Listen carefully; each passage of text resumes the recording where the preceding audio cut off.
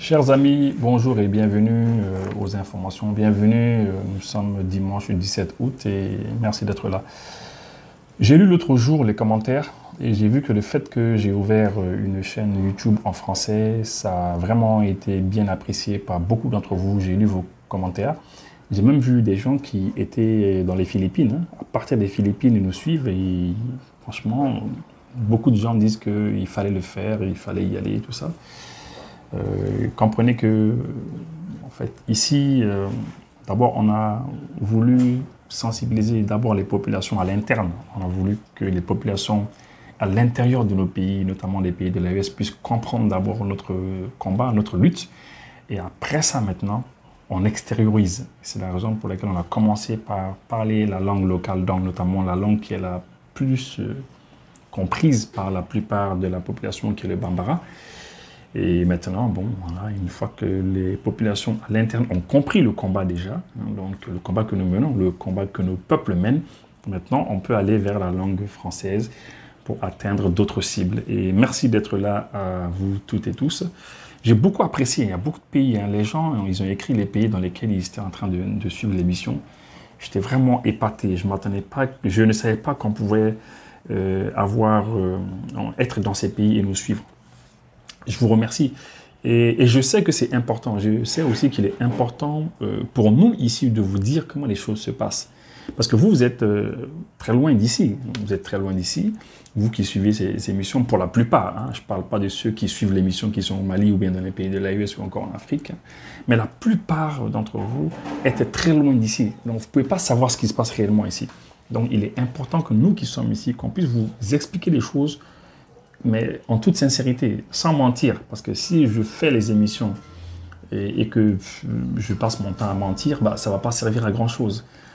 Donc c'est pour ça qu'on fait tout pour ne pas vous tromper, on fait tout pour vous donner de bonnes informations. Et si aussi il y a des choses que vous n'avez pas bien comprises, s'il y a des parties sur lesquelles vous voulez qu'on revienne, s'il y a des sujets qu'on ne traite pas assez, vous pouvez mettre ça dans les commentaires, comme ça une fois que je vais les consulter, on pourra en parler. En tout cas, on va tout faire pour vous donner notre point de vue et à partir d'ici, sans galvauder l'information, sans mentir, sans essayer de manipuler l'information. On vous donne notre position. En tout cas, merci d'être là. On va revenir sur la tentative de déstabilisation qu'il y a eu au Mali. Je pense que dernièrement, la plupart d'entre vous, vous l'avez su, vous l'avez vu. Au Mali, le gouvernement a communiqué, c'est important de le dire, c'est le gouvernement malien qui a communiqué et qui a dit clairement qu'il y a eu une tentative de déstabilisation des institutions maliennes. Et il y a quelques photos qui ont été présentées à la population. Et parmi ces photos, il y a un Français qui s'appelle Yann Christian Bernard Vélizier, c'est ça, un lieutenant-colonel de l'armée française. Voilà, et c'est quelqu'un qui est venu au Mali ici, toujours d'après les autorités maliennes, c'est quelqu'un qui est venu au Mali ici il y a au moins un an. Il y a un an de cela, il est venu au Mali et il travaillait à l'ambassade de France ici au Mali. Voilà, donc il travaille à l'ambassade de France et puis les autorités ont fait savoir que c'est quelqu'un qui prenait contact avec la population locale. Il rencontrait des vieux, il rencontrait des jeunes, il rencontrait des hommes politiques, etc. Il rencontrait des militaires, etc. Donc voilà, c'est quelqu'un qui faisait cela. Et tout ça, c'est ce que les autorités maliennes ont eu à dire. Alors maintenant, ce Yann-là, ce monsieur-là, eh bien, il y a le ministère des Affaires étrangères français qui a communiqué. Le ministère a tout démenti. Le ministère dit non, c'est pas vrai. Et ils refutent tout ce qui a été dit, ils ne sont pas d'accord, etc. Ils disent qu'ils ne sont pas d'accord. Ils disent que c'est pas vrai, ils disent que ce qu'on dit c'est pas vrai, et ils disent que c'est quelqu'un qui travaille à l'ambassade du Mali, et ils disent que c'est quelqu'un qui bénéficie de la, comment on appelait ça, d'une couverture diplomatique, notamment de l'immunité diplomatique, et que le Mali était en train de violer les accords de Vienne, les conventions de Vienne, qui protègent les diplomates, et ils sont en train de parler. Et ils disent au finish que bon, sans délai, il va falloir qu'on le libère et tout ça. Et puis, ils disent qu'ils sont en train d'entreprendre des discussions avec l'État malien pour éventuellement voir comment est-ce qu'ils peuvent obtenir sa libération. Alors, globalement, c'est ça qui s'est dit. Bon, en tout cas, nous, en tout cas, tout ce qu'on peut dire, c'est que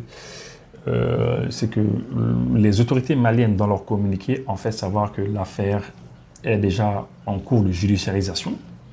Ça veut dire que l'affaire est dans les mains de la justice. Donc, nous, on ne peut que se fier à cela. Maintenant, on ne va pas laisser la France nous influencer ou dire ceci, dire cela. En France, si on avait pris un Malien qui avait été qualifié par le gouvernement de déstabilisateur des institutions françaises, il allait être mis dans les mains de la justice. Et c'est la justice qui allait décider de son sort.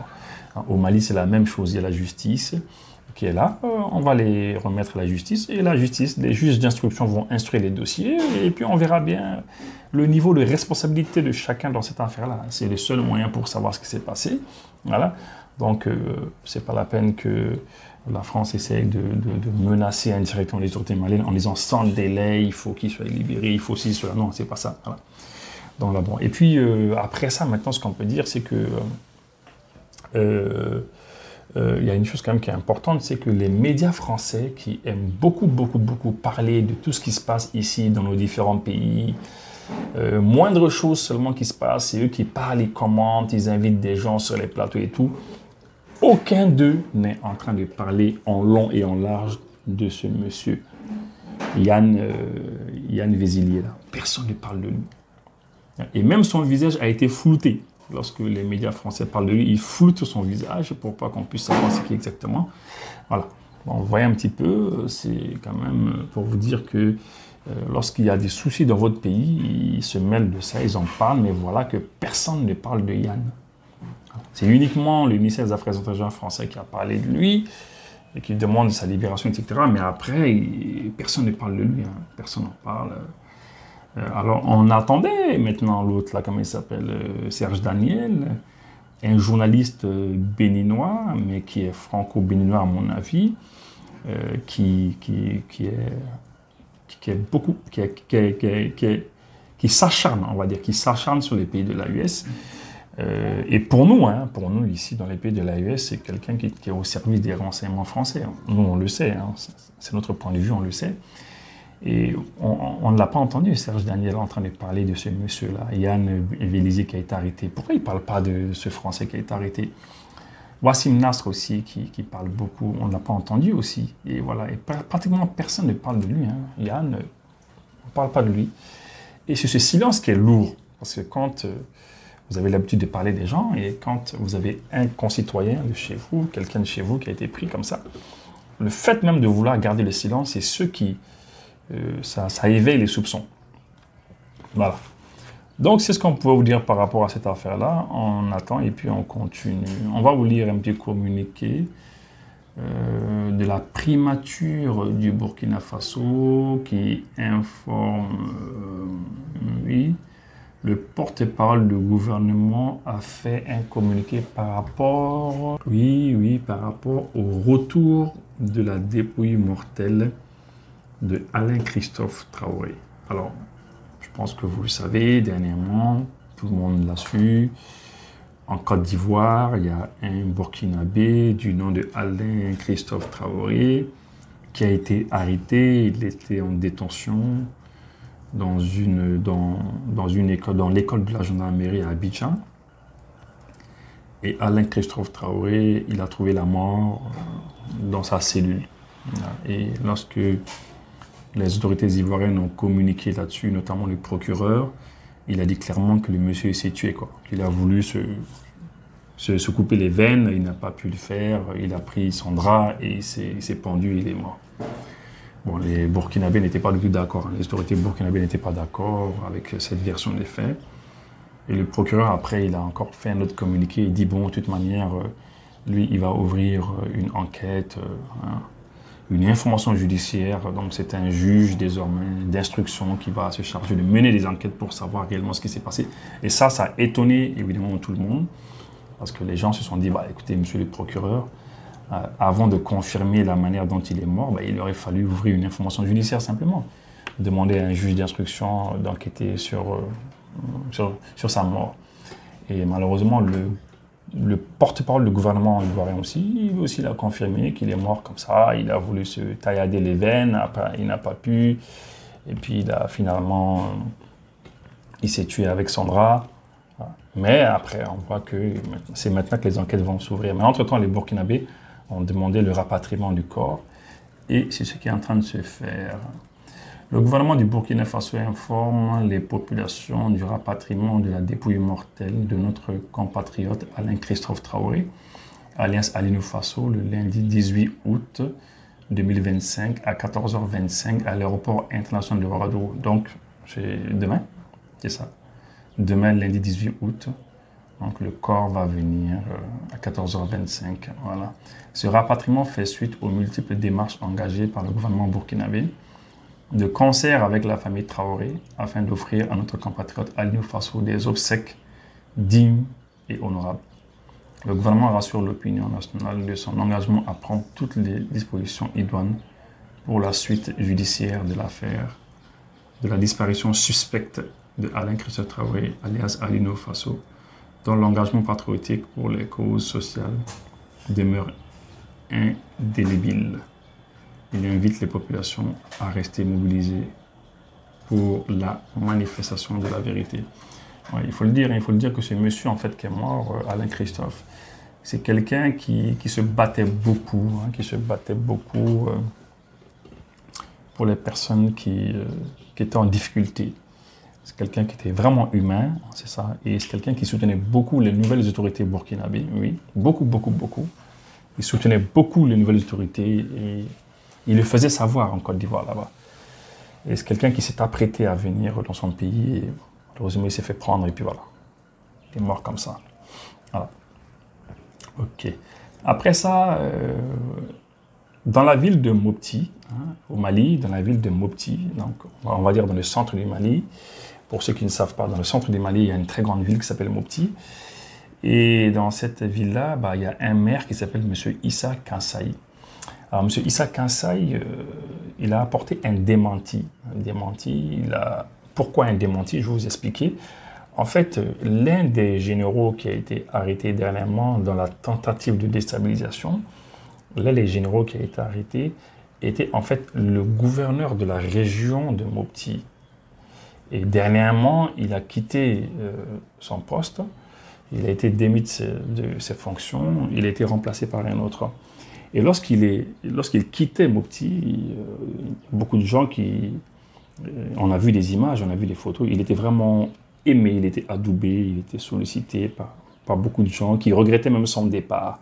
Alors dernièrement, il y a des informations qui ont circulé sur les réseaux sociaux, des infos qui faisaient état d'éventuelles manifestations compte tenu de son arrestation. Voilà.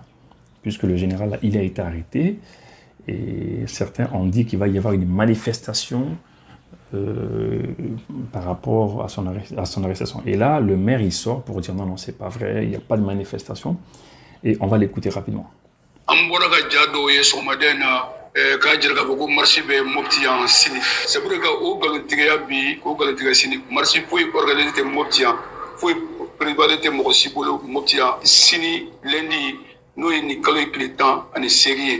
Dans le mot Bema, Beka Sigi Inona, Beka Tui Placida.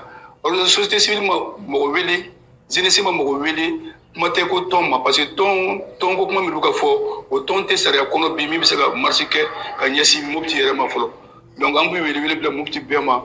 Voilà, donc il a parlé, comme vous le voyez, en Bambara. Il a fait savoir que non, que demain lundi, il n'y a pas de manifestation prévue à Mopti par rapport à quoi que ce soit. Et puis voilà, donc il a voulu passer le message. Et ainsi soit-il. C'est important quand même qu'on vous le dise pour que vous sachiez ce qui se passe. Alors, on va faire un tour au Niger. Au Niger, il y a le syndicat national des travailleurs des mines du Niger qui a rendu public une déclaration.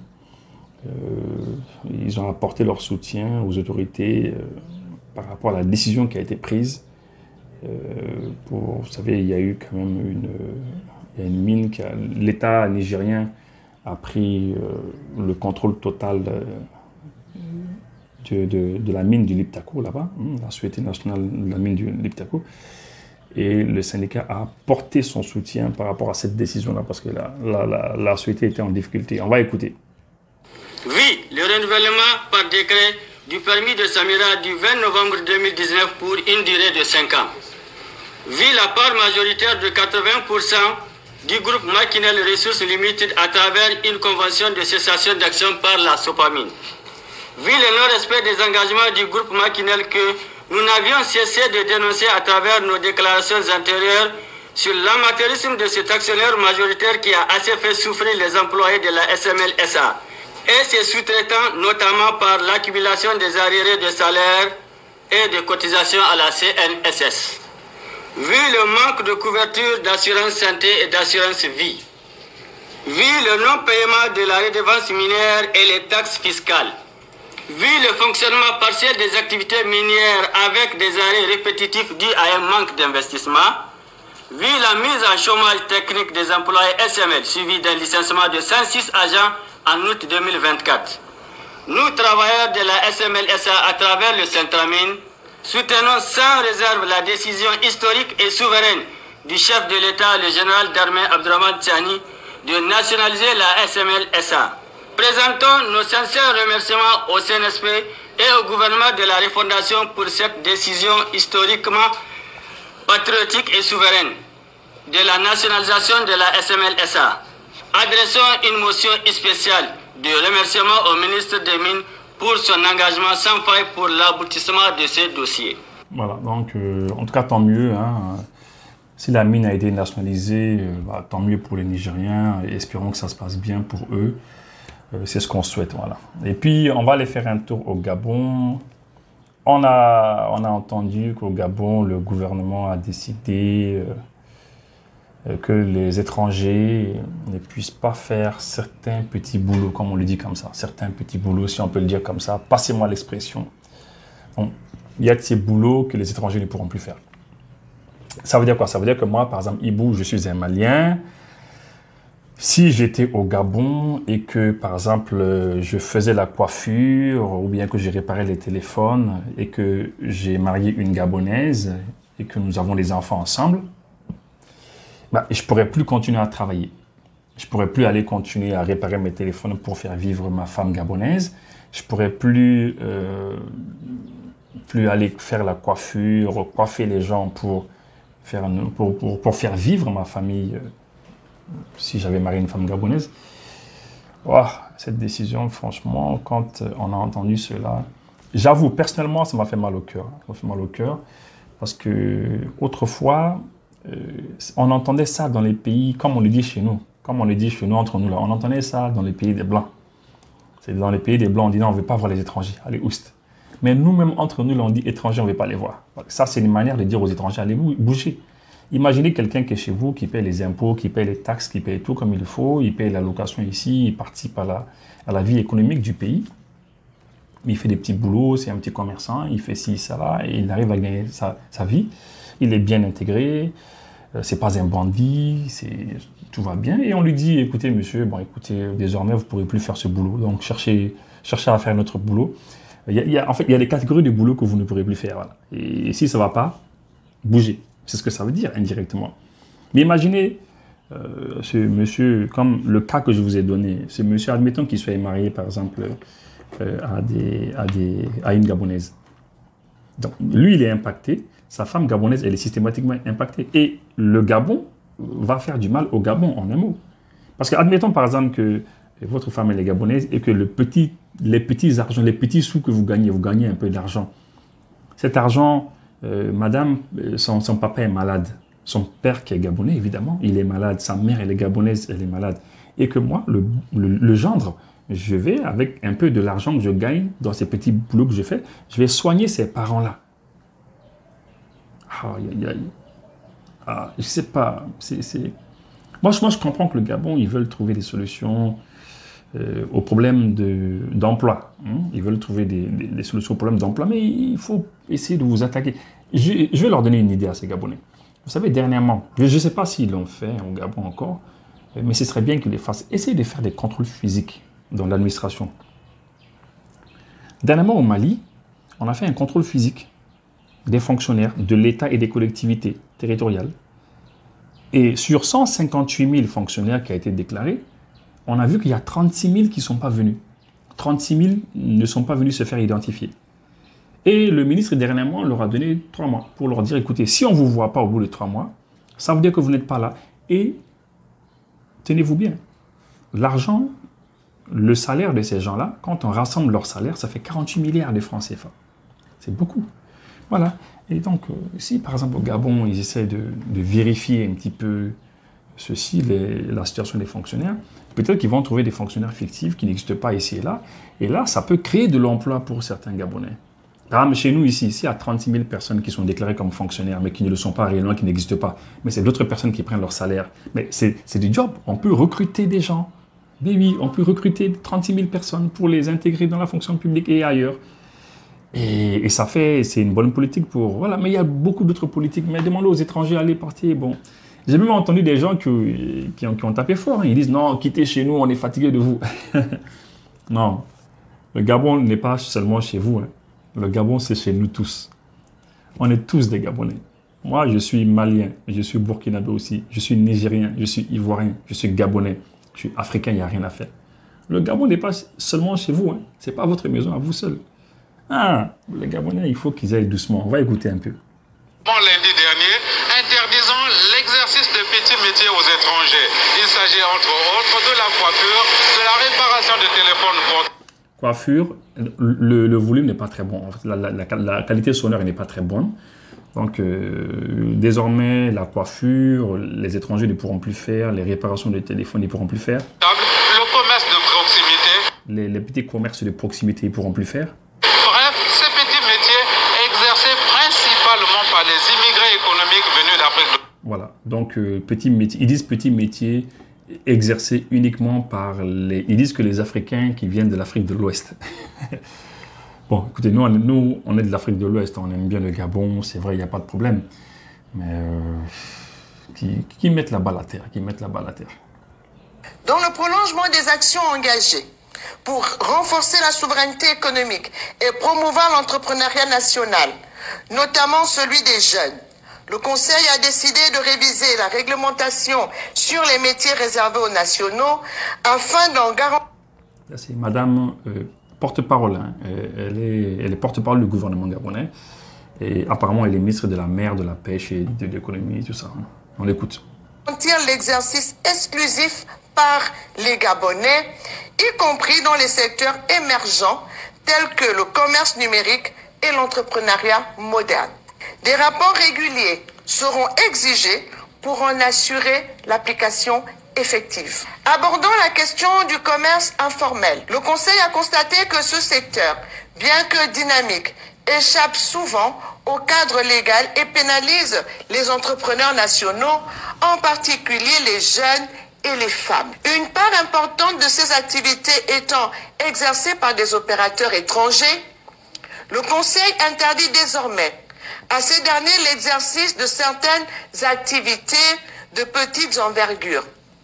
Commerce de proximité, envoi d'argent non agréé. Vous avez entendu? Même envoyer de l'argent, on ne peut pas. Ça veut dire que s'il y a quelqu'un comme ça, comme ils le disent, hein, quelqu'un, un étranger, qui fait de petits boulots là-bas, comme ils le disent, quand tu gagnes de l'argent, on ne peut pas envoyer à l'extérieur, on ne peut pas envoyer dans son pays. C'est dommage quand même, c'est dommage. Je ne vais même pas faire de commentaires sur ça, je trouve ça dommage. Cherchons les solutions à nos problèmes autrement. Réparation de téléphones et petits appareils, coiffure et soins esthétiques de rue, orpaillage artisanal non autorisé, intermédiation informelle dans l'achat de récoltes, exploitation de petits ateliers ou machines de jeu sans enregistrement. Eh bien, dis donc. Franchement, qu'est-ce qui se passe au Gabon? Aïe, aïe, aïe, aïe. Mettez les commentaires, hein, dites-moi ce que vous en pensez. Je vais lire après,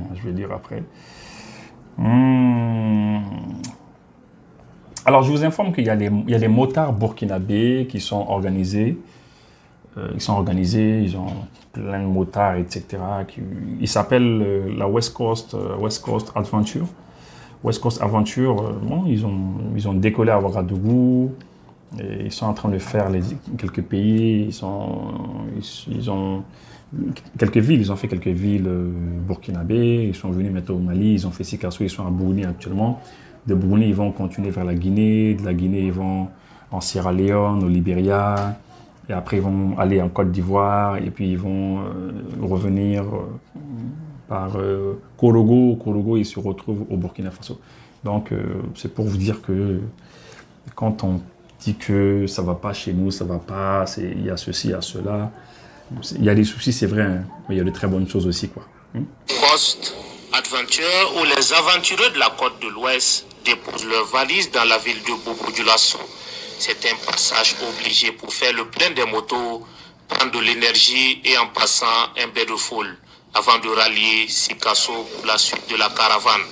Cette caravane qui est inscrite annuellement dans l'agenda de ce club de motards vise la promotion de l'intégration sous-régionale. Intégration sous-régionale, voilà. Donc, on les salue. On les félicite pour ce qu'ils font. On a besoin de ce genre de choses-là. On a besoin de ce genre de choses-là. Hein. Et on va finir par écouter quelque chose. Opération bilatérale avec le Mali. Maliens et Émiratis se retrouvent le lundi 18 août 2025 à Abu Dhabi, dans la capitale, pour la deuxième session de la commission mixte de coopération après la première tenue en 2018 et qui avait déjà posé les prémices d'un partenariat solide et avantageux. Les opportunités d'affaires, les opportunités d'échange culturel et économique sont très importantes entre nos deux pays, comme l'atteste le nombre de visiteurs maliens qui s'élève à près de 22 600 en nos jours. Donc c'est un pays qui a d'énormes potentialités financières et qui est avec un pays qui a de grands besoins d'investissement dans les secteurs de l'énergie, de l'agriculture, de l'éducation, des sciences et technologies, des finances. Plusieurs secteurs sont concernés par cette coopération. La signature de différents accords et conventions s'inscrit dans la vision du président de la transition car les engagements doivent être conformes aux trois principes qui guident désormais l'action. Voilà, donc je pense que vous avez entendu, il y a une très forte délégation malienne qui est aux Émirats Arabes Unis. Et c'est pour collaborer dans le domaine des mines, de l'énergie, de l'agriculture, de l'éducation, dans beaucoup de choses. Et ça va aller très fort demain le 18 août, et ensuite que ça se passe très bien. Et puis, à chaque fois que le Mali collabore à chaque fois que le Mali accentue sa collaboration avec les Émirats Arabes Unis, ça met en colère, ça énerve l'Algérie. L'Algérie n'est pas du tout contente de voir que nous collaborions avec ce pays. Ils n'aiment pas du tout, ils ne veulent pas voir ça. Ils ne veulent pas voir ça. Voilà, merci beaucoup, vous qui vous intéressez à nos émissions. Bah, écoutez, c'est ce qu'on a pu avoir pour vous. Voilà, et puis juste, on va finir avec quelque chose qui, quand même, peut-être prochainement, on va en parler. Hein. Il y a une entreprise turque qui souhaite implanter une usine d'armement au Sénégal. Donc, le représentant pour l'Afrique de l'Ouest d'Azer Technologies, une entreprise turque spécialisée dans l'industrie d'armement, entend contribuer à la montée en puissance de l'armée sénégalaise par un projet d'implantation d'une usine de fabrication d'armes et de drones, armes-drones. L'entreprise turque veut contribuer de cette manière à la souveraineté militaire du pays, a déclaré Serine Gaï.